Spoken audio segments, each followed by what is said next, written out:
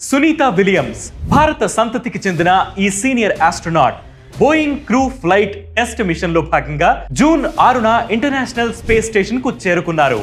ఆమెతో పాటు మరో నాసా వ్యోమగామి బచ్ విల్మోర్ సైతం ఉన్నారు. వీరు ప్లాన్ ప్రకారం జూన్ 14 నాటికి భూమి మీదకి తిరిగి రావాల్సి ఉంది.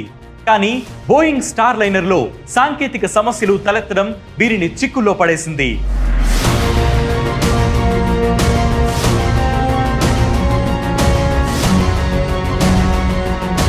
రెండు నెలలు గడిచిన సమస్యకు పరిష్కారమేంటో ఓ కొలిక్కి రాలేదు. తాజాగా దీనిపై స్పందించిన నాసా సునీత విల్మోర్ల రిటర్న్ వచ్చే ఏడాది ఫిబ్రవరిలో ఉంటుందని వెల్లడించింది. అప్పటికల్లా బోయింగ్ సాంకేతిక సమస్య పరిష్కారం కాకపోతే వేరే స్పేస్ క్రాఫ్ట్ లోనైనా తీసుకువస్తామని తెలిపింది. అయితే అన్ని నెలలు స్పేస్ లో ఉండడం వ్యోమగాములకు సవాల్గా మారనుంది.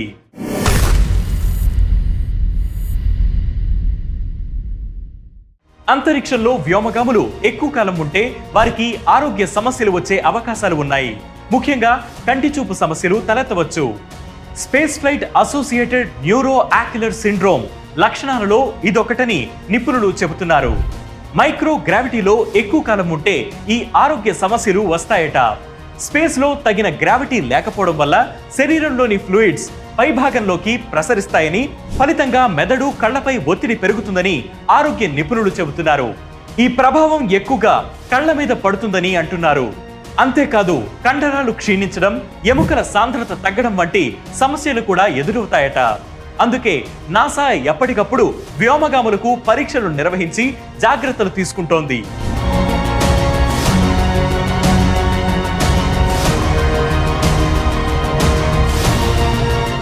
మరోవైపు ఇప్పటికే విమానాల్లో సాంకేతిక సమస్యలతో విమర్శలను ఎదుర్కొంటున్న బోయింగ్ కు తాజా పరిణామాలు మరిన్ని సవాళ్లను తెచ్చిపెట్టనున్నాయి.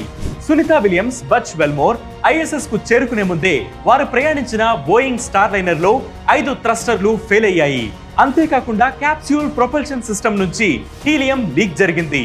అంతకు ముందు లాంచ్ కూడా ఇలా సాంకేతిక సమస్యలతో పలుమార్లు వాయిదా పడింది. ఈ నేపథ్యంలో స్పేస్ రంగంలో రాణించాలన్న బోయింగ్ భవితవ్యం ఏంటనేది చర్చనీయాంశమైంది. నాసా, బోయింగ్ సంయుక్తంగా స్టార్ లైనర్ ప్రాజెక్టు కోసం 2010 నుంచి $5.8 బిలియన్ ఖర్చు చేయగా 2016 నుంచి ఇప్పటి వరకు తమకు $1.6 బిలియన్ నష్టం వాటిల్లినట్లు బోయింగ్ తెలిపింది. స్పేస్ క్రాఫ్ట్ లాంచ్ వాయిదా పడడం, సాంకేతిక సమస్యలతో ఇటీవల చోటు చేసుకున్న పరిణామాలు తమకి $125 మిలియన్ నష్టాన్ని మిగిల్చినట్లు ఆ సంస్థ తెలిపింది.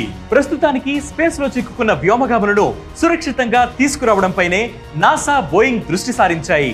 ఇందుకోసం గత కొద్ది రోజులుగా దాదాపు 1,00,000 వర్చువల్ సిమ్యులేషన్స్ ట్రై చేశారట. అయినా ఫలితం లేకపోయింది.